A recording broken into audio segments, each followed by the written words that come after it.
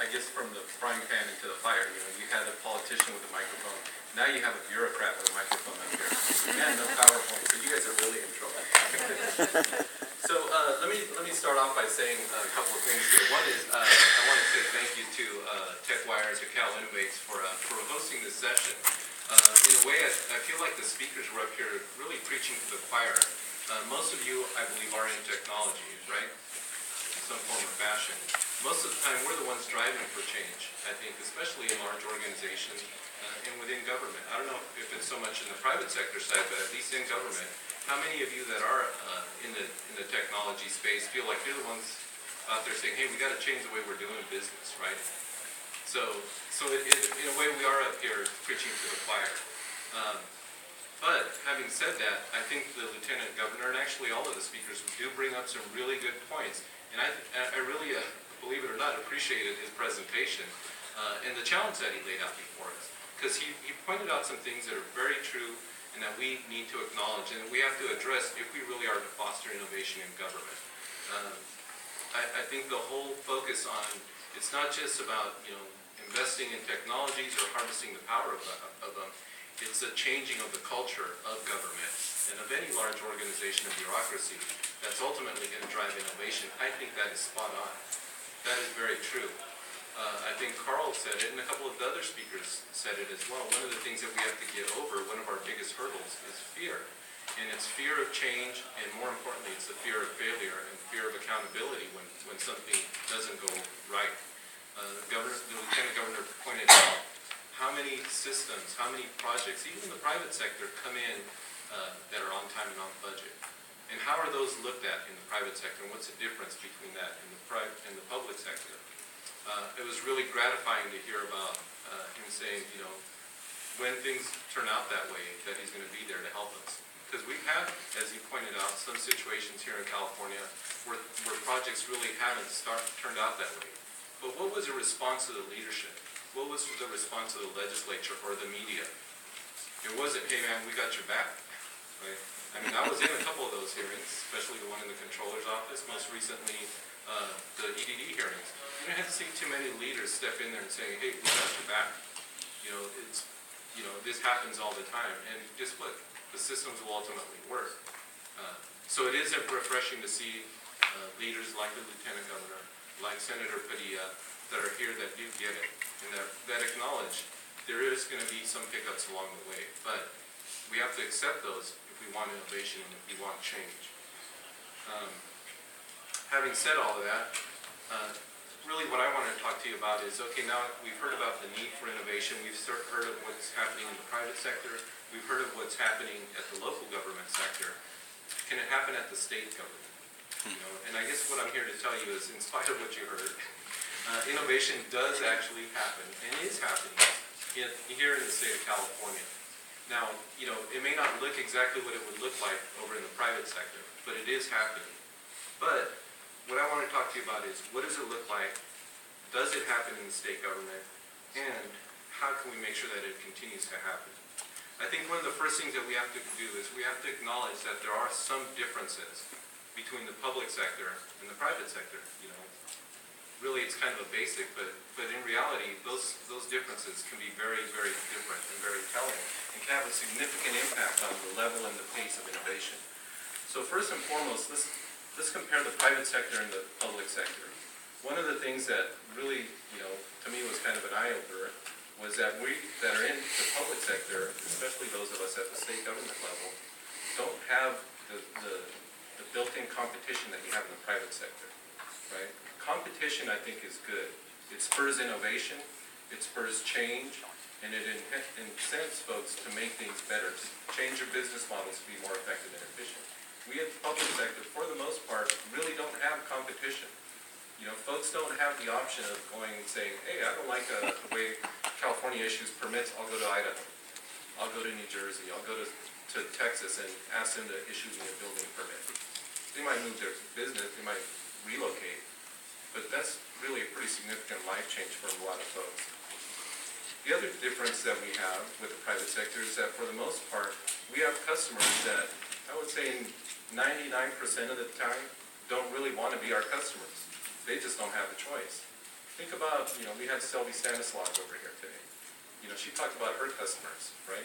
People that pay taxes. How many of you here really love being a customer of the franchise tax board? Let me see a show of hands. Come on, we need the money. It's good for the state. Most of our customers don't want to be customers. And it's not just the taxpayers. It's folks that are in unemployment, folks that are applying for benefits, folks that have experienced a flood or some sort of natural disaster. Most of the time when our customers come to us, they don't necessarily want to be our customers. That makes a big difference in the way that we interact with our customers. Here's an example of it. You're a customer, you want to, let's say you lose your job, you need to apply for benefits, or you need to pay your income taxes. So we, unlike Amazon, we don't ask just the basics. We want to know a lot of information from you. We want to know, okay, what's your name? What's your marital status? Are you married? Do you have kids? What are their names? What are their social security numbers? What are your wife's social security number? Your husband's social security number? Where do you work? Where do you bank? Where do you keep your money? Who's your employer? Where do you live? We collect a lot of information, and if you're applying for some of our other programs, we may ask you information about what's your health status? Do you have any diseases?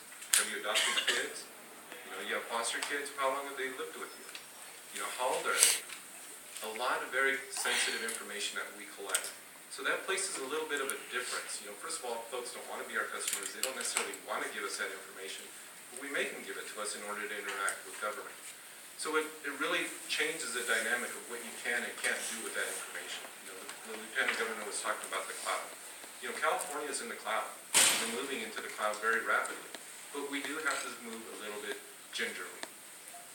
Security may not be a big deal when you have 3 people on your staff, or if you don't necessarily collect that sort of information.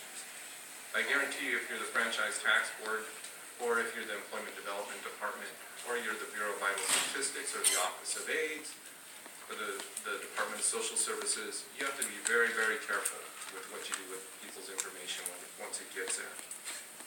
Here's another significant difference between us and the private sector. There really is no budget for R&D in the public sector. I know it's going to shock you to hear that, but we don't have a set aside to go out and do research and development. And what's worse, we don't really have a lot of tolerance for failure. R&D is all about trial and error. Finding what's going on and then figuring it out and making it work.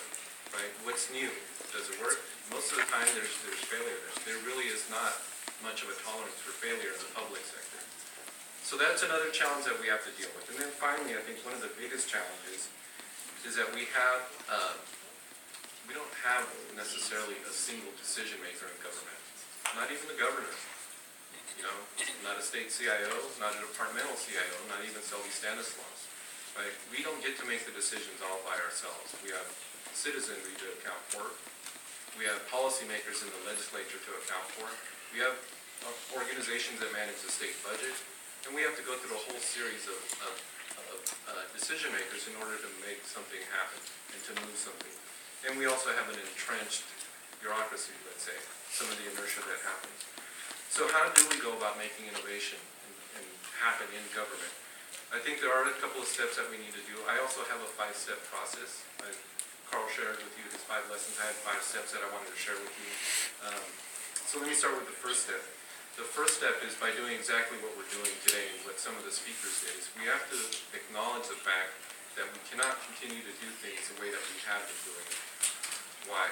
Because they don't work. You heard several examples today of how business models have transformed. The Lieutenant Governor was just talking about that, right? What's happened to the entertainment industry? What's happened to the music industry? What's happening to the taxi industry? Same sort of thing is happening in government. We have to look at how do people function and do their business nowadays, and we have to look at the way government functions today. So the first step is to look at what we're doing and understand that it doesn't work. It has to change. Here's a couple of examples, and this is just a personal example of my own. It just happened to me this last weekend for Thanksgiving. So I went out of town. I went to visit in-laws over in the Midwest, and I have a son who's off in college, another son whose wife and he live in the Bay Area, and the plan is we're all going to converge at my sister-in-law's house in Chicago.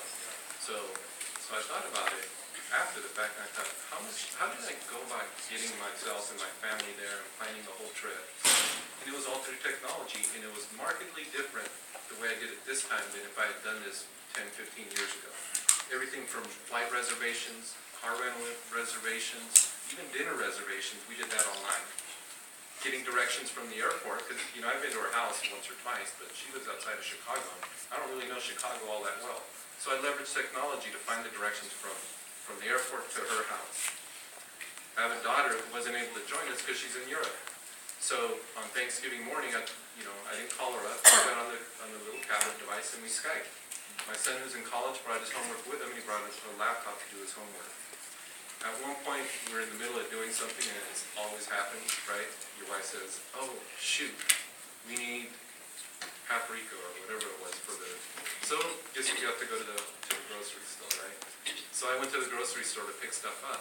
And then while I was at the grocery store, I received a text, "Oh, don't forget to get X, Y, and Z." So even the shopping list was done through technology. And then when I got back to the house, we had a great meal and everything. And so I thought, okay, great. Dallas Cowboys are playing, my favorite team. I'm going to get to go watch it. So right before they're about to kick off, my wife and my in-laws come in. They all go into the family room and decide, hey, we're going to do a board game. So I turn on the TV. So I'm like, really? Now? In the middle of the Cowboys game? So luckily, I had my trusty little mobile phone. So I'm sitting here playing the game, and I did participate. We did turn off the TV, but I had it right there. Well, I watched it right before halftime when they started actually playing. But the point was, the way we did things, everything from communicating, getting ourselves over there, finding our directions, going to the grocery stores, talking to my daughter over in Morocco, all those sorts of things we did through technology, and it's very different than the way we've done things in the past. I've used this example before. My son, I told you, he's in college. He called me up because he needed something, and he needed to find something where he's in school. So I told him, well, look it up in the Yellow Pages. Yellow Pages? I said, the Yellow Pages. Well, what's the Yellow Pages? And I thought he was messing with me. So I started to get mad at him, and I realized, you know what? I'm thinking, from the 20th century, this 21st century kids, they don't even use Yellow Pages. I don't even use Yellow Pages anymore. So I said Skype it or Google it, and go on Bing, and he found it right away. But it's a very different way of doing things. So the first step is recognize the way we've done things in the past is different than the way we're doing things today. So government has to change its business model. Second step is to pay attention to the trends, and especially the trends in technology. So, the Lieutenant Governor talked about the digital divide. I think somebody asked him a question. It's a very real situation here in California. But on the other hand, California is also one of the most tech-savvy and computer-literate states in the country. In fact, I think it is. We have something like on the order of 30 million people that are internet users. We have 91% of the adults in California that own a mobile device, whether a tablet, smartphone, or a cell phone. And, I was just looking at the trends here. So, online shopping statistics. Last year, we in California spent about $280 billion in commerce that was transacted online. So if you're in government, you have to watch that. You have to look at those trends and say, okay, people are becoming more mobile, they're becoming used to doing things online and having things accessible to them on a 24/7 basis. So that means we as government have to figure out how do we change that as well. The other thing that we have to look at is, okay, how do those statistics actually play out? How do those breakouts play out? So there's a difference, for example, in who owns tablets versus who owns mobile phones and smartphones. If you look at the demographics, it's the younger set that really owns the smartphones. Tablet devices are all people like us, mostly like us, in their 30s to early 50s. A couple of you don't qualify. That was a joke. No, I know there's a couple of young people out there. Most of you are under 50, I'm sure. Nevertheless, it means we have to reach out to consumers of government services where they're at on a mobile platform. So Gavin had it right. It's all about mobile, right? That should be on the top of your list, and it is for California. So we're moving things into the mobile platform. Sitting over here, Scott Patterson, our head of our e-services office. So California, a couple of years ago, was the first state to move to create its own mobile gallery. So our own mobile apps space, and we're moving departments into putting more services not only online, but to make them accessible in a mobile platform, services and transactions. So now, some of the more recent ones you may have seen a little bit of press on was this app that we released recently, is finding farmers markets, right? There's a whole big movement around farm to fork. So now you can go online for free, get one of our mobile apps, and it'll tell you, no matter where you are in California, where the farmers markets are, or traffic conditions, or a number of different things along the way. The other thing that we can do, this is step number 3 towards innovation, is to crowdsource. Crowdsource innovation. And we've done that, and we've done it in a limited format, but we have done that. Gavin was talking about open data, putting data out there. I wish he would have checked our geo portal that we launched at the beginning of this year. We launched it this year. It's gotten national awards for this effort. But essentially what we did is we did exactly what he was talking about. We went out to the state agencies, and not just state agencies, local and federal agencies, and said, okay, what GIS data do you have? We did a poll, and we found that there's something like 11,000 data sets, over 11,000 data sets of California, GIS information about California, all kinds of different areas. The problem, as he pointed out, though, is nobody knew about it.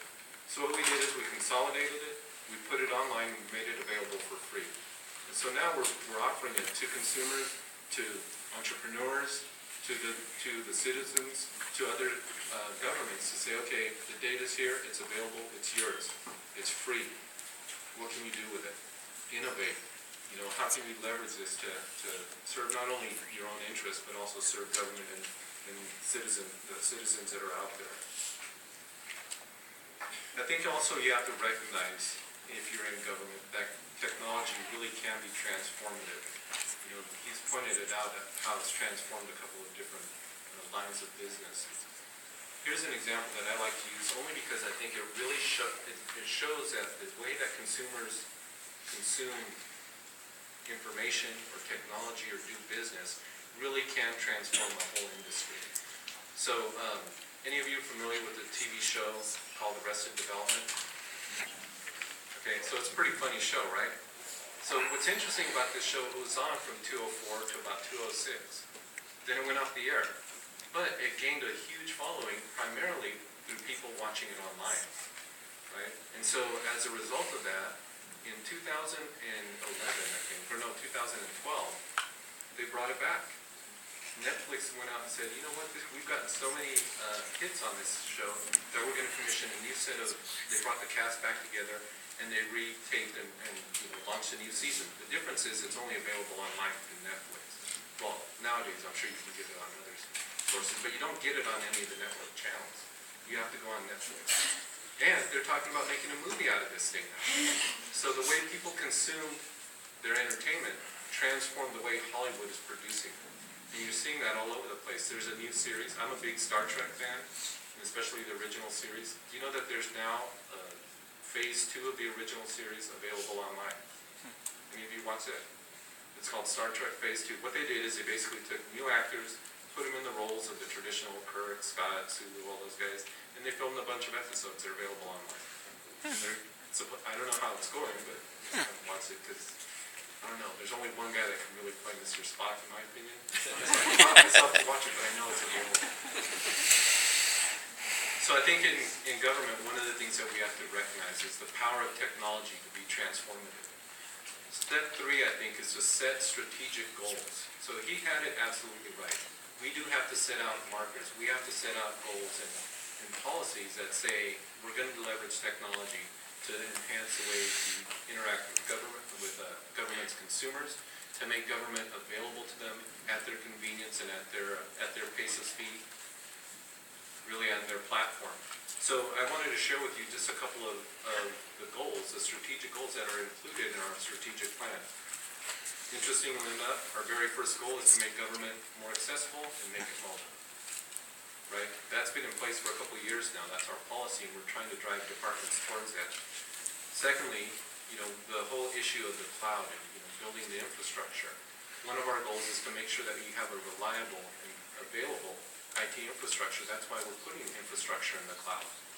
You know, it's not an RFI, it's an actual RFP that we're very close to actually awarding that. Why? Well, because if you shut down our computers, if you shut down our technology, you shut down government today. That's the way it works today. So we have to leverage, you know, the availability and the reliability of the cloud. Although I will point out, even that is not all that secure and reliable. We have, for example, our email in the cloud. Just about a month ago, we had a major outage of our cloud email system. And it went on for several hours, and you should have seen government scramble. So as government, yeah, we want to leverage the cloud. We are going to leverage the cloud. We're doing that now. But you also have to be very strategic about that. You can't just go out and say, okay, everything in the cloud right now today. You do have security and privacy to consider, and you have to have the reliability of the infrastructure. So we are in the cloud, and we're moving even faster and further into the cloud, and the whole purpose of that is to foster innovation, to take the burden from the CIOs, from the IT departments, of dealing with the mundane, the infrastructure part of it, and free them up to focus on the business-oriented, the business-centric, and more importantly, the consumer-centric parts of technology. And then lastly, I think we do have to address and acknowledge the digital divide. So one of the other interesting differences between us and the private sector is not only do the customers have no choice about being our customers, we have no choice but to serve customers, right? As government, you are obligated to serve all of the constituents, whether they're connected or not, whether they have access to broadband availability or not, whether they're technology literate or not. And believe it or not, there are still very large parts and pockets of California that don't have access to technology. Now, it's not all geographic. Some of it is, right? The rural areas have a terrible time getting access to broadband connectivity. Some of it is cultural, right? You can put stuff online, but, you know, in California, we have a very diverse demographic citizenry. Some of it is, let's say, demographic from age and income levels, right? There are certain social economic groups that just do not have access to technology the way everybody else does. And then finally, you know, what do you do about folks that, you know, have disabilities? Or folks like my parents that are aged, and it doesn't matter if they were in the middle of Silicon Valley with all the greatest and latest technology. They don't get it, they're not going to use it. They're in their 80s.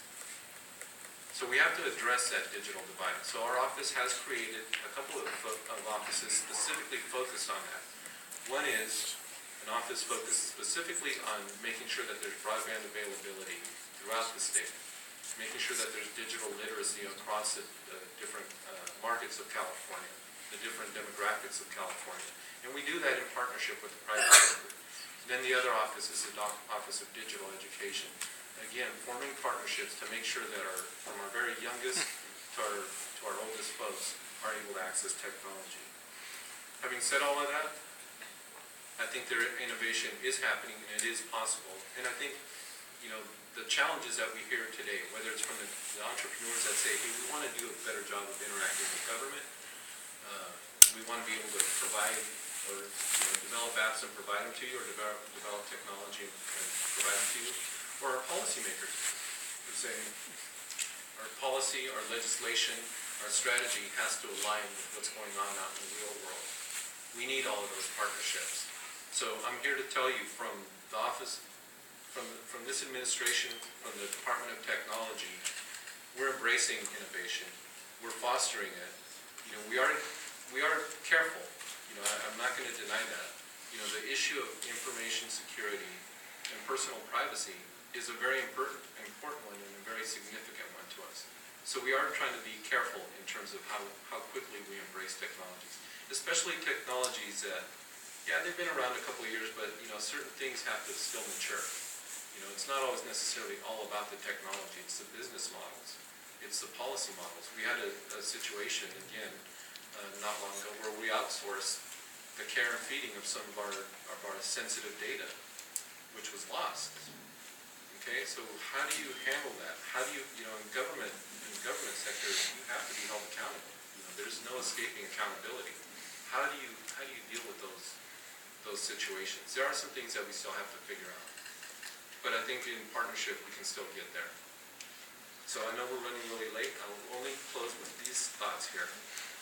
Innovation is possible. Innovation in government is certainly the way to go. There's a couple of things to do. One is you have to set strategic goals. We have to make it safe and actually necessary to foster change because, bureaucracy is reluctant to change. We have to recognize that things have changed for our consumers, and we have to approach government and the way that we interact with government from the consumer perspective. I think the issue of not looking at it from a top-down perspective is spot on.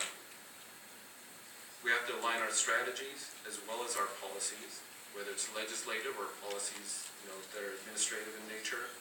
And then finally, we have to build up the workforce and build up the capacity in the state IT workforce in order to be able to deliver on that innovation and that promise. And form partnerships with our private sector partners. So I want to thank you. I know we're running way late, so if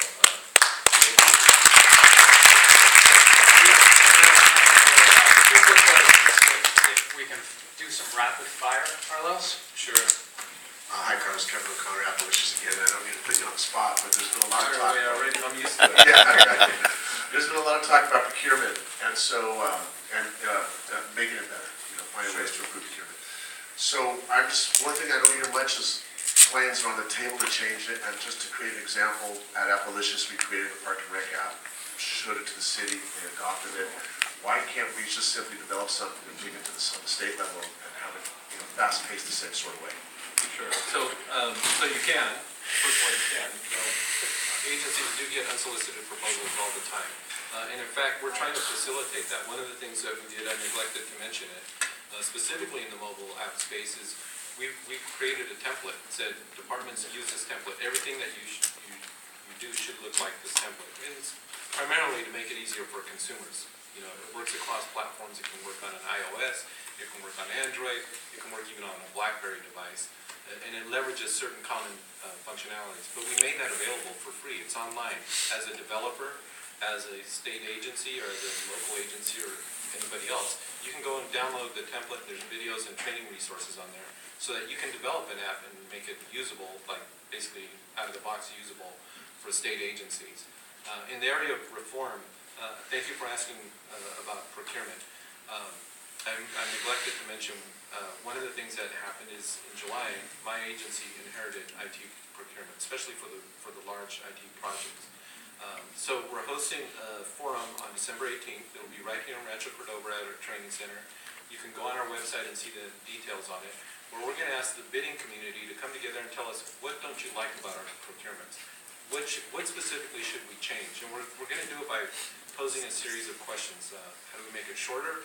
How do we remove the obstacles that keep you from bidding? How do we factor in vendor accountability? We're going to ask specifically for your ideas and thoughts on how to do that, and then we're going to go and implement it. So there is a significant number of efforts, or a significant amount of effort on IT procurement.